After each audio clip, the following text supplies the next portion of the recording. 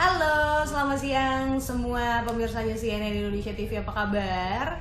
Kali ini giliran saya, Aziza Hanum. Sorry saya geser dikit. Nah, asik nih. Jadi giliran saya hari ini Aziza Hanum yang bakalan ajak teman-teman ngobrol semuanya. Karena sekarang yang lagi anget-angetnya banget ini soal kelanjutan liga, terus juga kita ngomongin sampai sejauh mana sih komitmen PSSI dan juga semua stakeholder yang terkait gitu ya. Kayak mau dibawa kemana sepak bola Indonesia di masa transisi pandemi ini ataupun nanti sesudahnya gitu. Karena orang udah kangen banget untuk merasakan kembali atmosfer keseruan pertandingan gitu. Pengen lagi bisa lanjutin nonton Liga 1 di layar kaca, Liga 2, Liga 3 gitu ya, walaupun terancam ini tidak akan bisa dilaksanakan, maksudnya gimana ya, kayak harus dilaksanakan tanpa ada penonton. Lalu juga mungkin tentang isu dipusatkan di Pulau Jawa. Nah, kita bakal ngomongin soal itu siang ini sama salah satu narsum saya yang luar biasa. Ini biasanya saya berdialog dengan beliau di program CNN Indonesia Sports. Tapi kali ini karena teknologi, health technology, kita akan ngobrol bareng sama beliau via live Instagram, yakni bersama dengan Bungkus. Nah, ini salah satu komentator GAIK sepak bola Indonesia. Apakah Bungkus sudah bersama kita di sini? Akan langsung saya undang ke tengah-tengah kita ya. Oke, ternyata Bungkus sudah hadir. Baik, saya akan langsung undang aja Bungkus ke tengah-tengah kita semua di sini, teman-teman.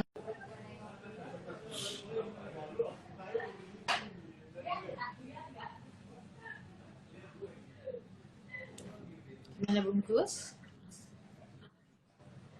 Halo Bungkus.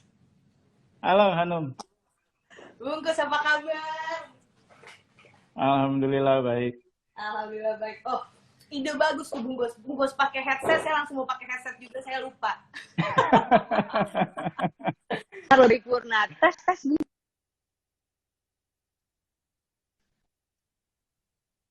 Iya, siap. Aman Bungkus? Oke, baik. Bungkus, gimana kondisi di Iya, tengah Hanum. pandemi ini? Tetap produktifkah? Sibuk apa aja Bungkus selama masa kita di rumah aja ini? Iya, sejujurnya sih nggak produktif ya. Lebih banyak rebahan. Oh gitu, jadi kaum rebahan Bungkus Iya. rupanya ya? Iya, pertama karena memang tidak ada siaran langsung pertandingan gitu ya. Yang kedua kan saya aktif di kompetisi usia muda. Dengan kondisi yang kayak begini kan kompetisi jangankan usia muda, yang senior aja kan sulit untuk dilakukan. Apalagi usia muda yang tentu lebih banyak persoalannya. Sebelum kompetisi dijalankan kan harus ada swab test, rapid test. Kalau dilakukan di kompetisi usia muda itu jauh lebih sulit, effortnya akan lebih lebih besar ya. Karena itu kita menunggu yang senior dulu bisa running apa enggak, lancar apa enggak. Mungkin yang di usia muda baru akan ikut running, kalau yang senior bisa running dengan baik. Oke. Tapi ngomongin soal keseluruhan lah, ini dalam waktu dekat kan kalau misalnya timnas senior tahun ini dalam waktu dekat belum ada agenda-agenda besar ya. Cuman nih kan U16, U19 nih ya, bakal ada Piala Asia juga nih. Ini bagaimana mereka harus... betul, AFC.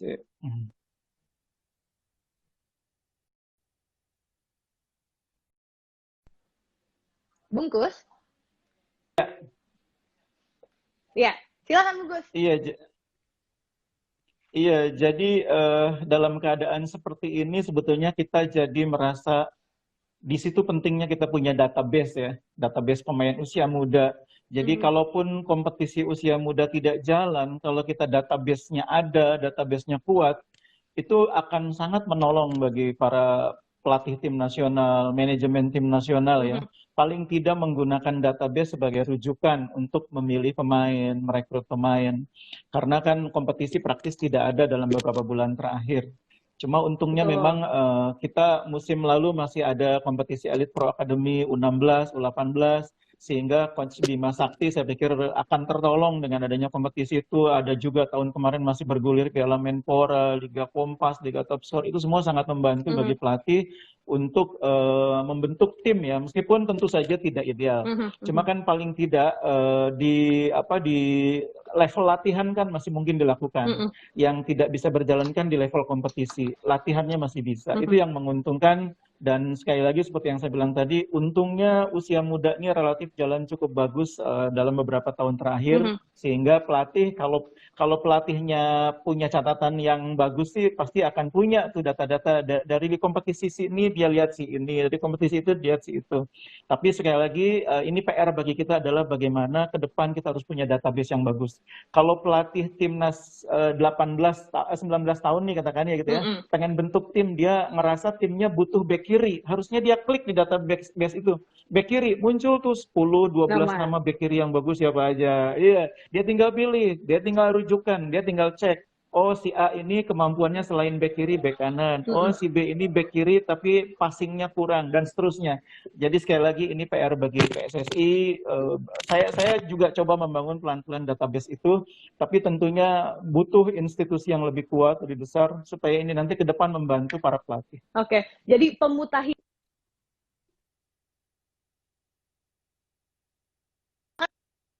kesulitan gitu. Tapi iya, kalau so far yang Bungkus ketahui gitu ya, maksudnya selama ini kultur ataupun sistem yang dibangun sama PSSI gitu ya, dari mulai untuk penjaringan pemain-pemain usia muda, data yang dikumpulkan sama mereka dalam database yang tadi Bungkus sebutkan, sudah sejauh mana sih Bungkus? Maksudnya apakah masih cukup harus banyak perbaikan yang signifikan gitu ya?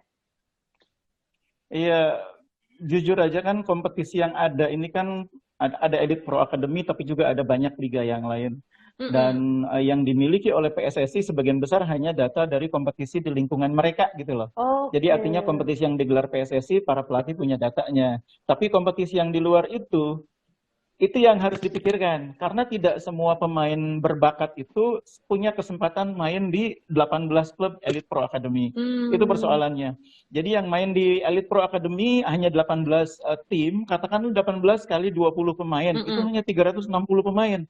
Sementara di usia 16 itu ada jutaan Hanum, bukan ribuan, jutaan. Banyak. Dan tidak mustahil, banyak sekali, tidak mustahil ada yang kualitasnya bagus tapi tidak sempat main di Elite Pro. Begitu juga dengan di U18. Nah, makanya saya bilang tadi, kalau di usia muda itu kita harus pelatih itu harus banyak sumber data, karena tidak semua pemain terbaik punya kesempatan main di Elite Pro Academy. Faktor jarak, faktor waktu. Anak-anak sekolah itu kan orang tuanya belum tentu legowo ngelepas. Udah kamu fokus sekolah aja dulu. Iya, betul. Jadi anak-anak itu kadang-kadang tidak main di Elite Pro Academy tapi adanya di PPLP. Pusat Pendidikan dan Latihan Pelajar, di PPLPD, atau adanya di klub-klub akademi, klub-klub di kota-kota kecil.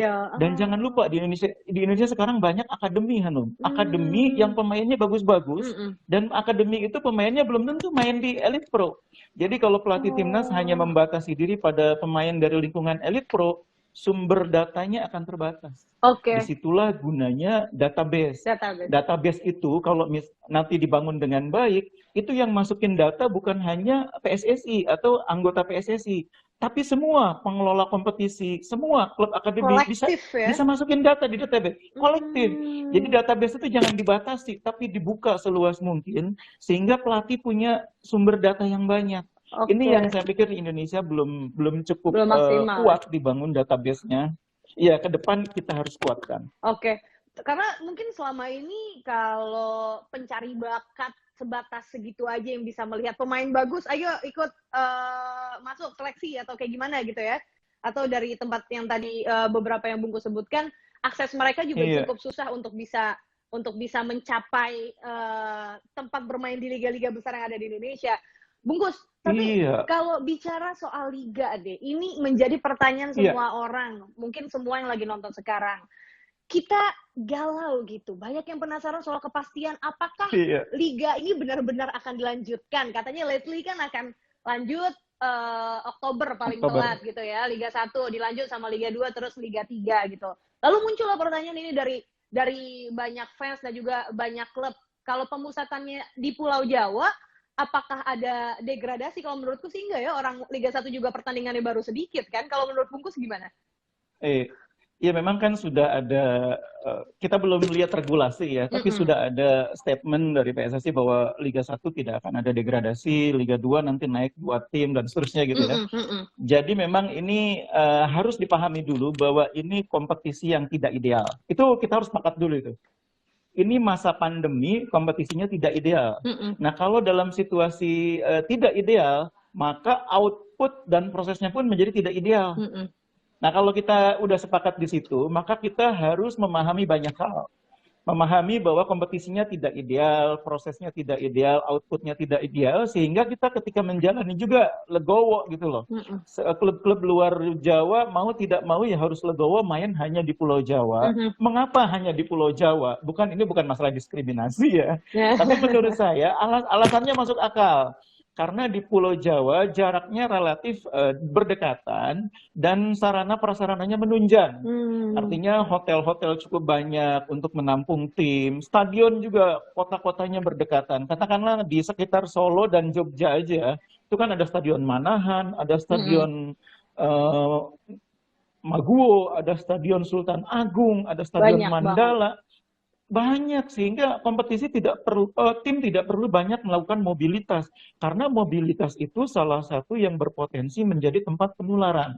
Jadi dengan tim tetap berada di markasnya di hotel tertentu itu kan lebih mudah menjaganya, mengisolasinya, dan itu yang akan membuat potensi penularan berkurang. Memang sekali lagi tidak ideal mainnya di situ-situ aja gitu loh. Bungkus, tapi mungkin ini tidak menimbulkan sentimen ya kepada mungkin klub-klub yang memang bermarkas di sekitar Pulau Jawa. Kemarin saya sempat baca salah satu artikel dari Top Score soal Borneo FC yang udah kayaknya kita mau kalau nggak di Solo mau di Jogja aja nih. Tapi mungkin mereka masuk ke wilayah baru harus adaptif lagi dengan lapangan, dengan lingkungan dan skema latihan yang akan diperbaharui tentunya. Ini tidak seperti menganaktirikan klub-klub di luar Pulau Jawa ini yang harus lebih mencocokkan dirinya dengan Jawa gitu. Iya, sudah pasti akan ada sentimen seperti itu ya. Tapi ingat loh, Liga Champion dan Liga Eropa pun nanti akan digelar terpusat loh di Jerman dan sekitarnya. Oh iya. Jadi bukan cuma Indonesia. Nanti sesudah fase 8 besar, semifinal, final itu dipusatkan di Jerman sampai selesai juara gitu. Karena pertimbangan itu tadi, mobilitas antar kota itu berpotensi menjadi tempat penularan. Dan yang kedua, ini yang juga harus dipahami, tidak semua kota itu mudah akses transportasi pesawatnya. Ada beberapa penerbangan kan yang belum jalan. Betul. Ada beberapa penerbangan yang waktunya tidak tetap. Artinya kalau dulu bisa sehari 3-4 kali terbang, sekarang mungkin hanya sekali gitu loh. Jadi itu juga keterbatasan yang akan menyulitkan. Jadi kalau kita bicara tentang situasi pandemi, situasi darurat, ya memang akan terjadi hal-hal seperti ini. Oke. Berbicara juga soal pandemi ya gitu ya, tentang kejadian luar biasa ini KLB. Sempat ada SK dari PSSI kemarin, SK baru nomor 53 kalau saya nggak salah ya Bungkus ya. Sebelumnya 48 dan juga 53 itu yang cukup menuai kontroversi karena berpotensi polemik gitu soal renegosiasi antar klub dan juga PSSI. Bungkus ngelihat ini gimana gitu? Karena SK sebelumnya aja para pemain dan pelatih ini udah lumayan gigit jari gitu, hanya digaji 25% gitu ya dari persetujuan.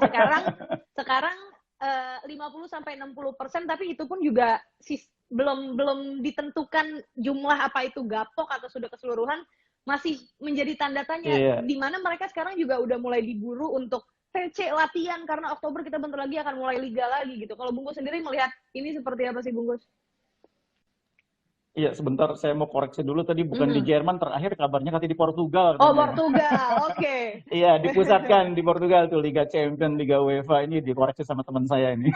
Lisbon ya, Lisbon. Karena memang ini kan masih berjalan ya, masih belum ditetapkan jadwalnya, karena masih ada pertandingan di di fase sebelumnya yang belum selesai. Ada 4 pertandingan yang tertunda di Liga Champions, Belum makanya kelar masih ya. belum ditetapkan. Tapi kemungkinan besar katanya memang akan diarahkan ke Portugal dengan asumsi di sana tingkat coronanya termasuk Minim. yang paling sedikit. Oke. Iya, jadi balik lagi ke Silakan. pertanyaan Hanum tadi.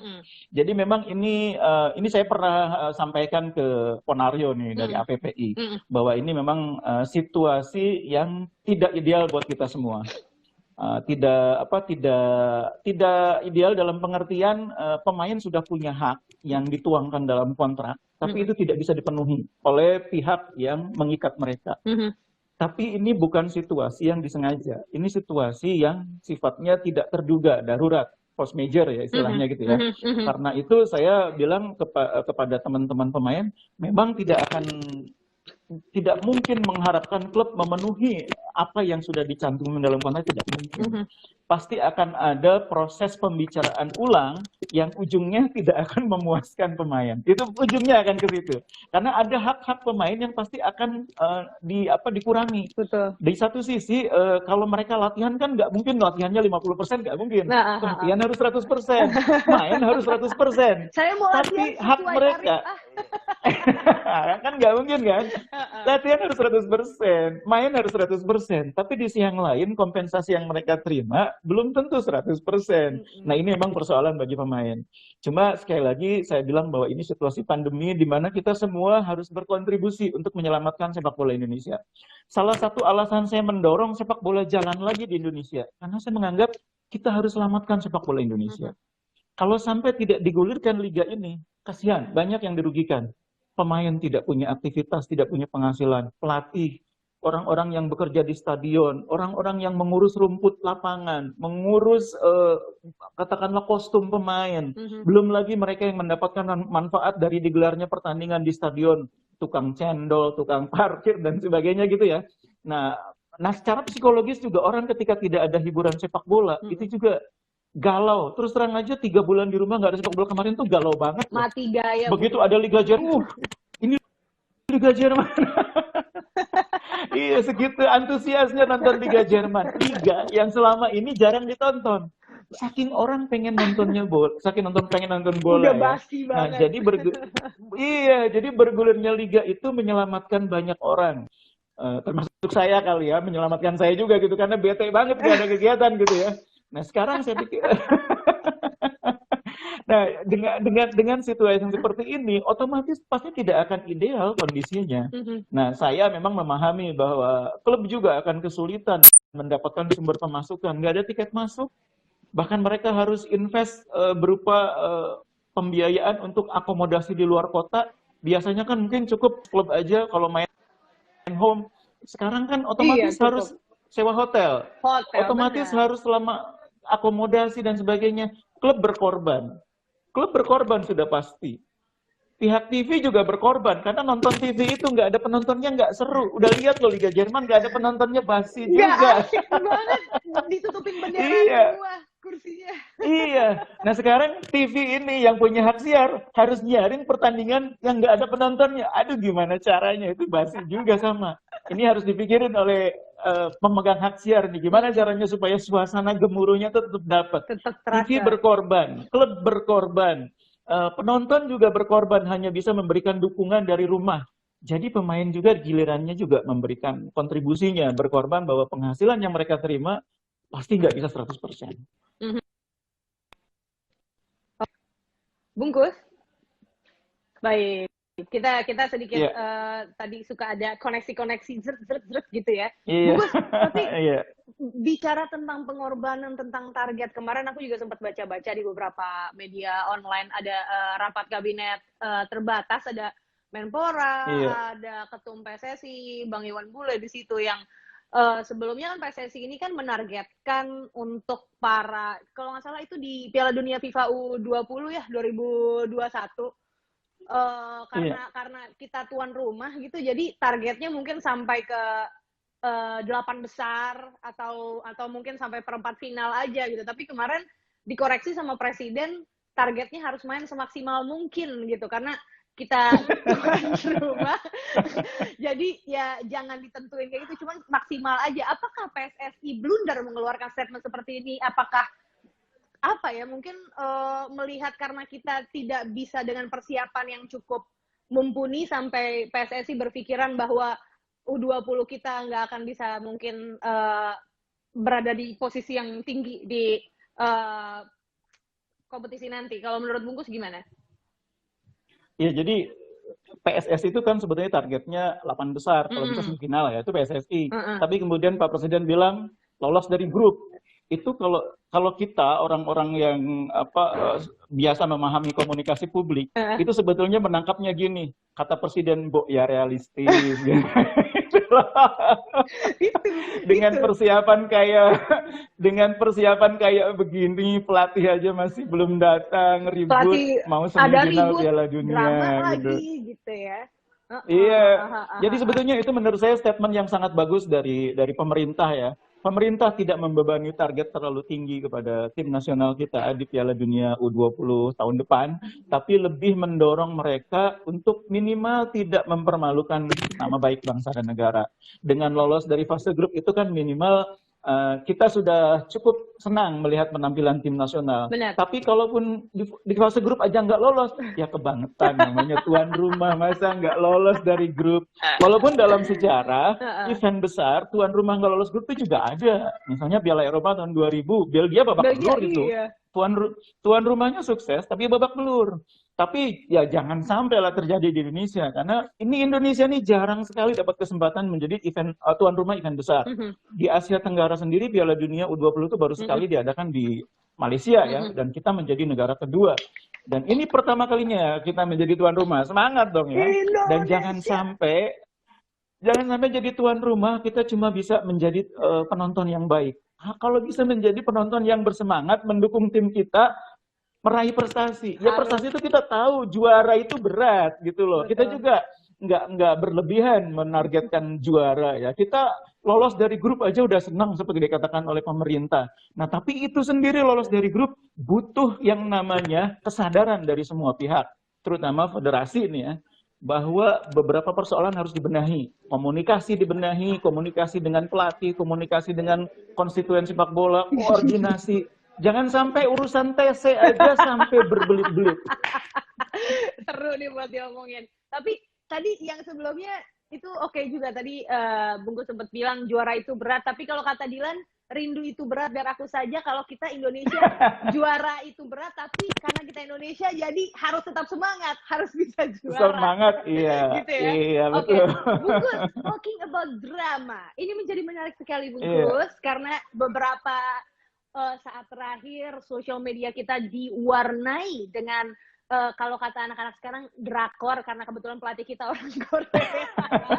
Tapi maksudnya mungkin ini adalah miskomunikasi yang terjadi di tubuh PSSI walaupun masalahnya sudah clear gitu ya. Tapi ini kan bukan pertama kali permasalahan soal kepelatihan ini muncul ke permukaan, dan yang ini lumayan pelik gitu. Gimana Bungkus melihat hal ini, dan tentunya ini ngaruh banget juga ya ke pola pikir perkembangan para pemain-pemain yang dilatih, karena nggak cuma timnas senior, Shin Tae-yong ini juga melatih timnas-timnas U16 dan juga U19. Kalau Bungkus melihatnya seperti apa ini permasalahan drama kemarin? Ini ada dua permasalahan ya. Yang pertama permasalahan beban berat Shin Tae-yong, yang kedua persoalan koordinasi. Jadi kalau soal yang kemarin itu saya sudah berkali-kali mengatakan ini masalahnya di komunikasi dan koordinasi. Mungkin selama Shin Tae-yong di Korea, dari Indonesia ini tidak ada yang intens berkomunikasi. Dulu waktu sekjennya masih Mbak Tisa, mungkin ada komunikasi yang intens antara Mbak Tisa dengan Shin Tae-yong, sehingga Shin Tae-yong tidak merasa kehilangan informasi gitu ya. Nah, mungkin kehilangan arah ya. Nah sekarang nggak ada, dan Shin Tae-yong tampaknya tidak begitu kenal dengan pengurus-pengurus yang baru, dan mungkin pengurus yang baru ini tidak berkomunikasi.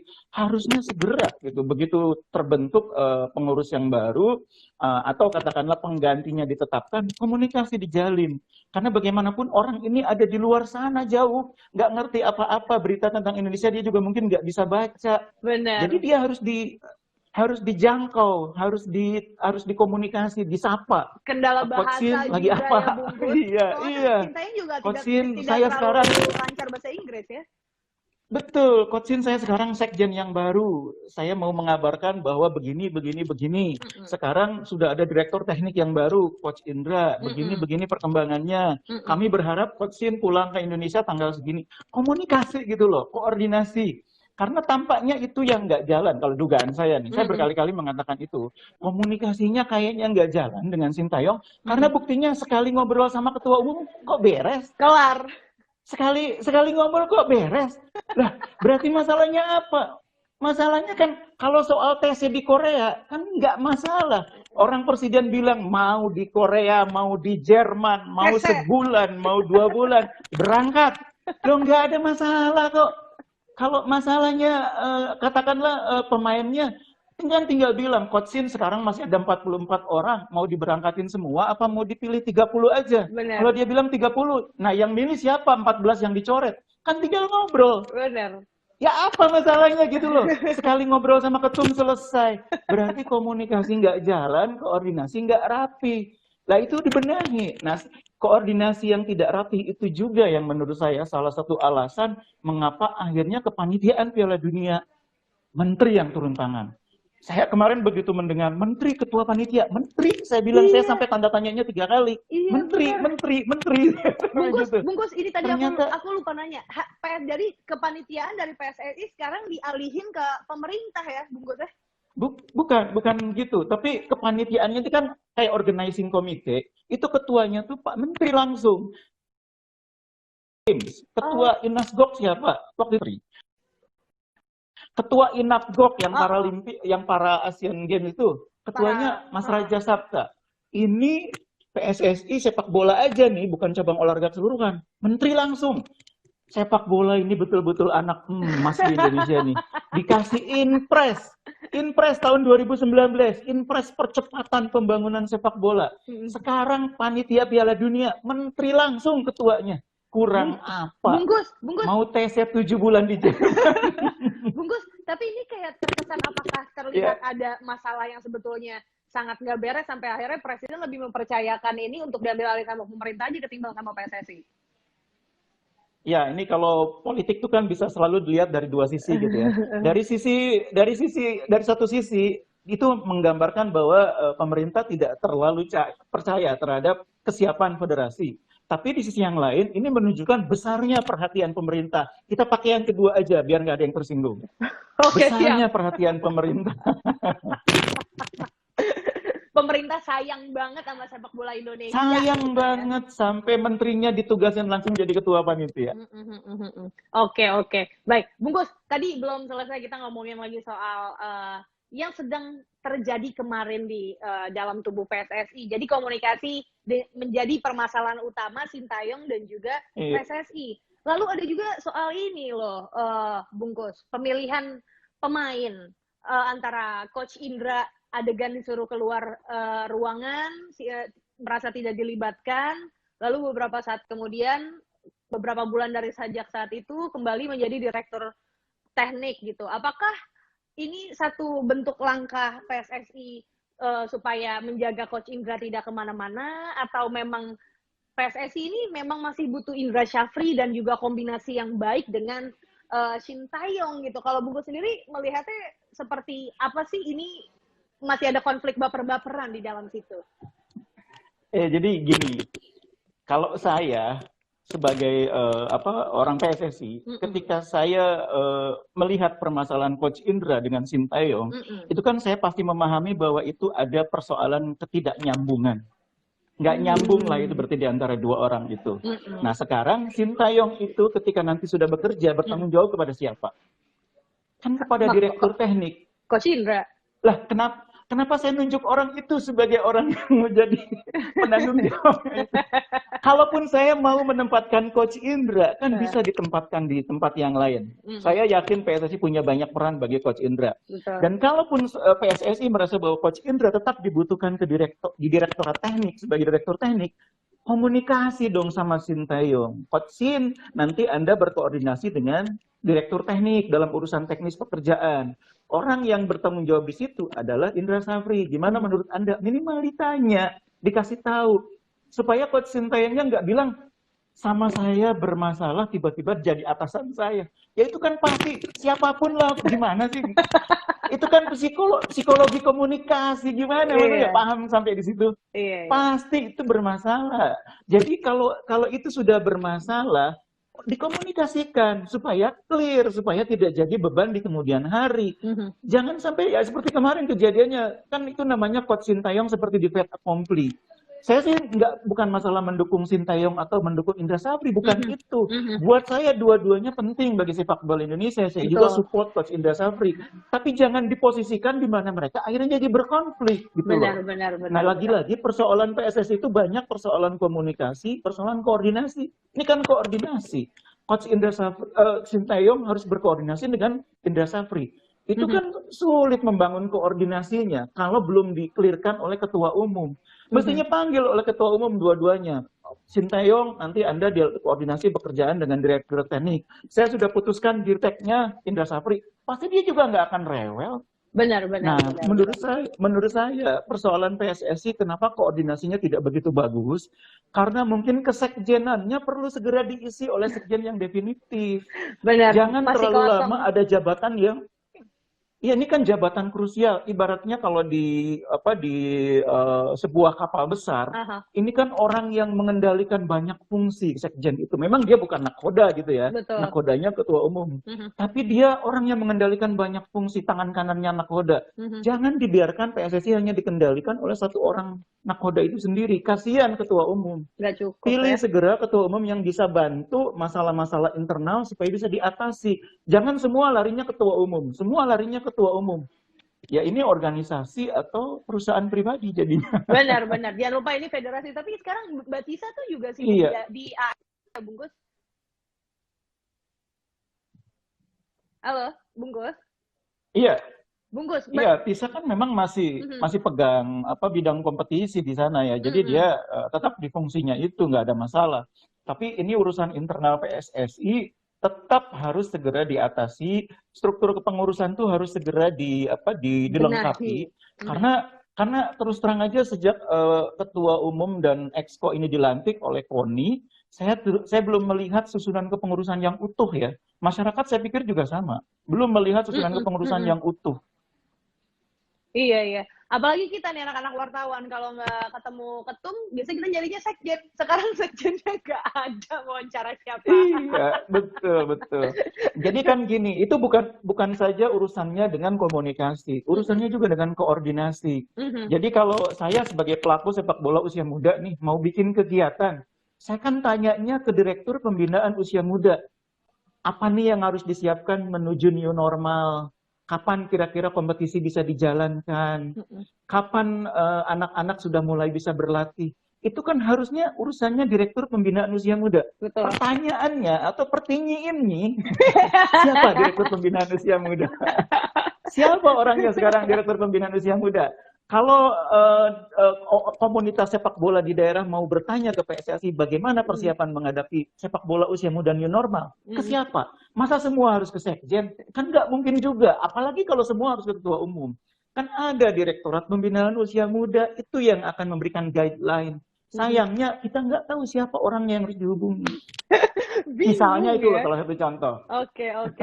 Baik, teman-teman, ini kita juga ngebuka Q&A ya, karena setahu saya sebentar lagi Bungkus sudah harus berangkat, ada meeting ya Bungkus, jam 1.45. Iya, betul. Udah harus jalan. Jadi sebelum kita menuju ke akhir diskusi kita menunggu teman-teman yang mau tanya-tanya langsung juga sama Bungkus. Sembari kita nunggu pertanyaan dari teman-teman yang akan join di sini, Bungkus boleh dong Iya. kita sembari menunggu liga akan dimulai kembali, ini kan klub-klub juga pada punya keluhannya sendiri, pemain-pemain juga punya permasalahannya sendiri lah menjelang ini, apalagi yang pada punya pemain naturalisasi gitu ya, yang lagi sekarang balik ke negaranya masing-masing gitu, lagi susah untuk ngeberangkatin mereka balik ke sini lagi atau seperti apa gitu. Iya. Bungkus melihat persiapan mereka ini akan lumayan terburu-buru nggak sih, karena Oktober hitungan sebentar lagi loh, nggak lama. Iya, ya pasti tidak ideal, sudah pasti. Bahkan ketika pertandingan berjalan pun ada kemungkinan pelatih juga menurunkan tim yang tidak ideal. Karena kan akan ada regulasi, salah satu kemungkinannya kan pemain U20 harus dimainkan. itu kan pasti strategi tim akan berubah ya, akan menjadi tidak seideal kalau pemain senior semua yang dimainkan.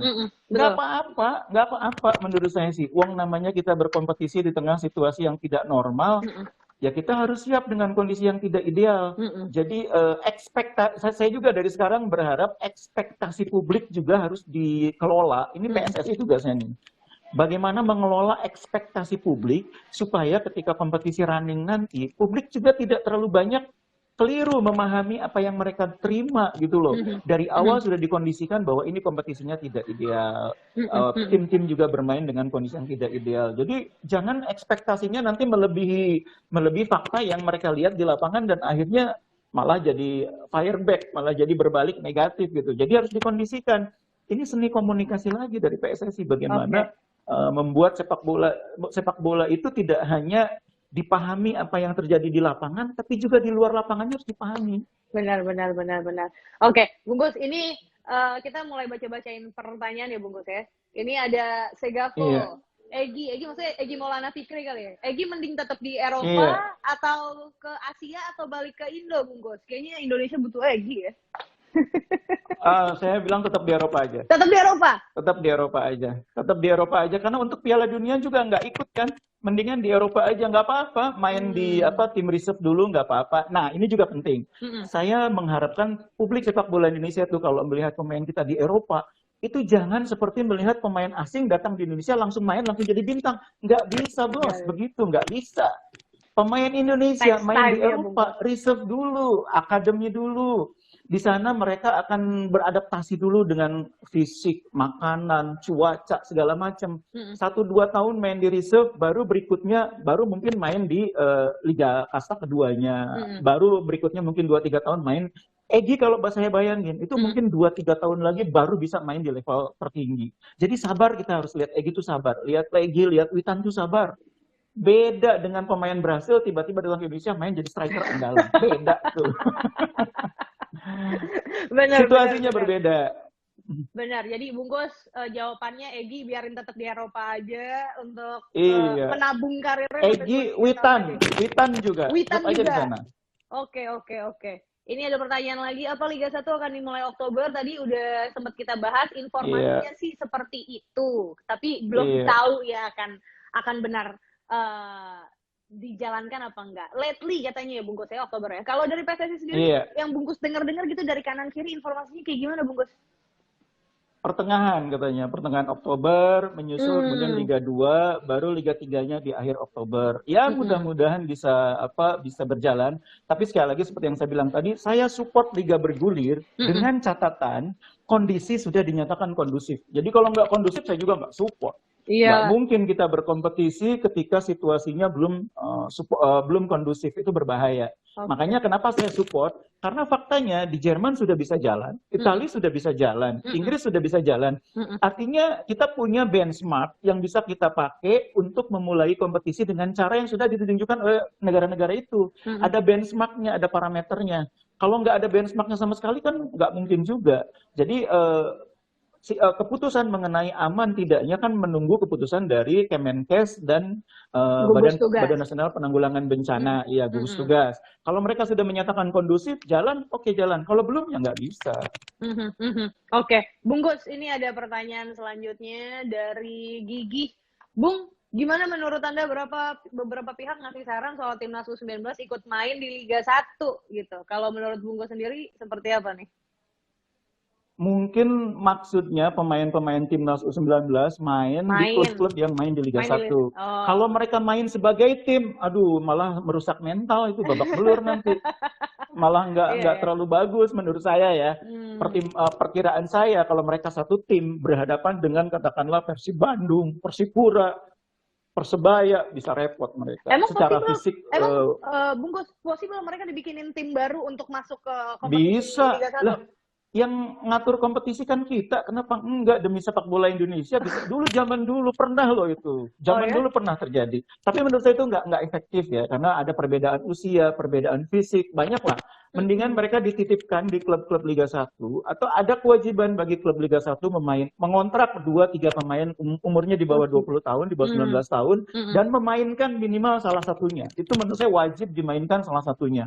Dan bukan formalitas, main 45 menit diganti, nggak boleh begitu. Harus main terus sampai akhir. Jadi dengan begitu, kalau yang satu diganti, yang ngegantiinnya sama-sama U19. Sehingga banyak pemain U19 yang dapat jam terbang bermain. Dan kesempatan yang sama gitu ya, jadi ngerasain main. Toh nggak ada degradasi juga. Apa juga alasannya menolak? Nggak ada degradasi kok. Oke. Itu tadi jawabannya. Tapi Bungkus, kalau untuk yang akan datang nih Liga 1 kira-kira akan diterapkan peraturan kayak gitu nggak sih? New normal ya. Iya, prosedur new protokolnya. Harus. Jadi sebelum mereka berkompetisi kan mereka harus tes swab dulu. Dipastikan bahwa mereka harus tidak terpapar. Itu Kemenpora sudah bikin ininya, sudah bikin protokolnya. PSSI juga sudah bikin protokolnya. Oh bukan. Mereka harus dipastikan. Bungkus, maksudku dipastikan tidak terpapar.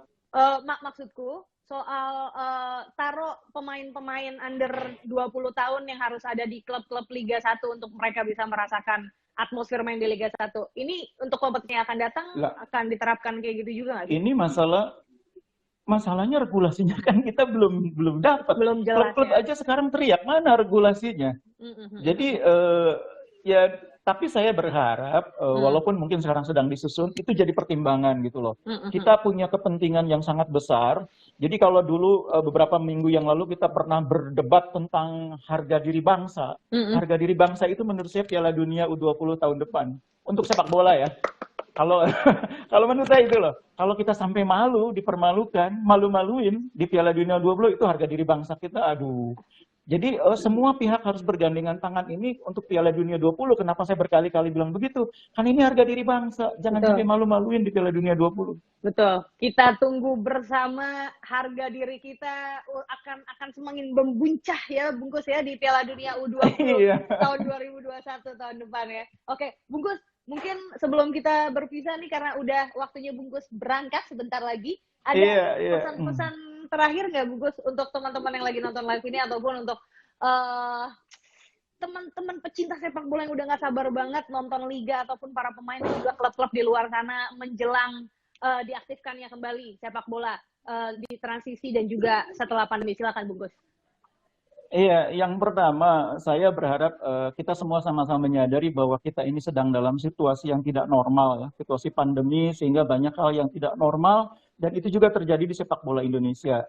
Makanya terhadap tim nasional kita juga harus lebih legowo gitu ya. Artinya bukan berarti kita tidak boleh memberi mereka harapan, tidak boleh memberi mereka target, tapi kita harus siap juga bahwa kondisinya memang tidak normal. Jadi kalau misalnya nanti tim senior nanti di Piala AFF nggak juara, juga jangan berpikir bahwa dunia akan runtuh.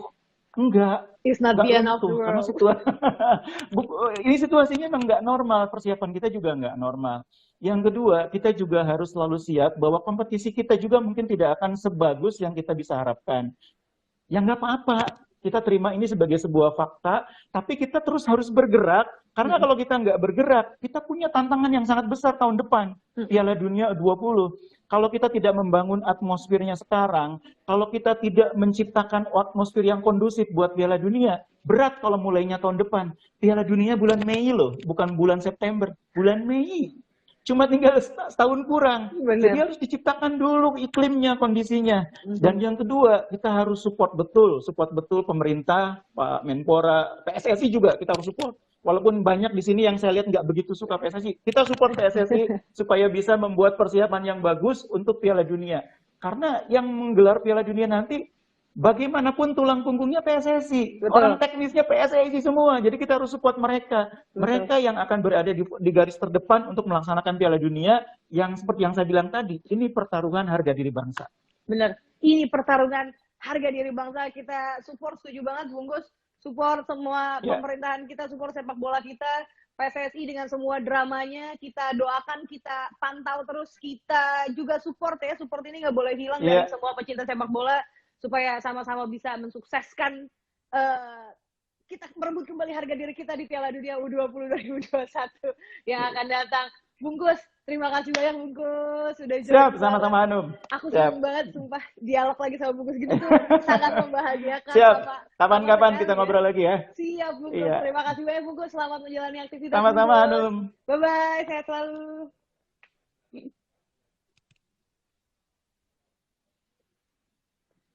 Itu dia tadi percakapan saya dan juga Bungkus Neni yang nggak seru kalau ngobrolnya sama Bungkus. Analisanya selalu menyenangkan, selalu bisa cover both side ya, karena Bungkus selalu berada di tengah-tengah, dan teman-teman semoga kalian sama menikmatinya seperti saya menikmati dialog saya tadi dengan Bungkus Neni. Thank you so much untuk yang udah join siang ini, selamat kembali menjalankan aktivitas. Yang belum makan jangan lupa makan, yang nggak olahraga hari ini ayo disempetin olahraga untuk mencapai masyarakat Indonesia yang lebih kuat di tengah pandemi ini. Saya Aziza Hanum mohon pamit undur diri teman-teman, selamat siang, bye bye.